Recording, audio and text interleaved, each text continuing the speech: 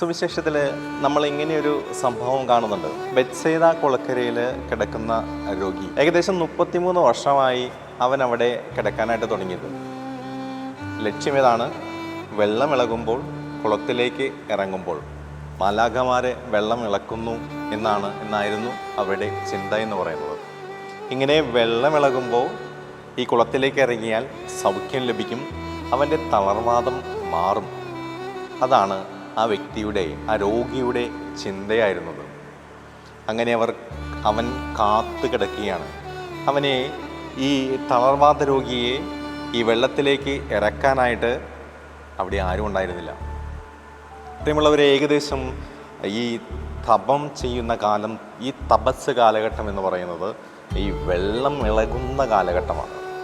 നമ്മുടെ ജീവിതത്തിൽ ഇത്രയേറെ വർഷങ്ങളായി, 30 വർഷം, 33 വർഷം, 40 വയസ്സ്, 53 വയസ്സ്, 55 വയസ്സ്, 60 വയസ്സ്, 70 വയസ്സ്, ഓരോ വർഷവും നൊയമ്പ് കാലത്തിൽ ഇങ്ങനെ വെള്ളം ഇളകാറുണ്ട്. വെള്ളം ഇളകുമ്പോൾ തളർവാദ രോഗി ആയ ഞാൻ ചെയ്യേണ്ടുന്ന കാര്യം എന്താണ്? ഈ വെള്ളത്തിലേക്ക് ഇറങ്ങാനായിട്ട് പരിശ്രമിക്കുക എന്നുള്ളതാണ്. മതത്തിൻ്റേതാണെങ്കിൽ എന്തോരം അനുഷ്ഠാനങ്ങളാണുള്ളത്. എത്രയധികം പ്രാർത്ഥനകളിലൂടെ, പുണ്യപ്രവർത്തികളിലൂടെ കടന്നു പോകാനുള്ളൊരവസരം അങ്ങനെ വാതിൽ മലർക്കെ തുറന്നിട്ടിരിക്കുകയാണ്. വെള്ളം ഇളകുന്ന സമയമാണ്.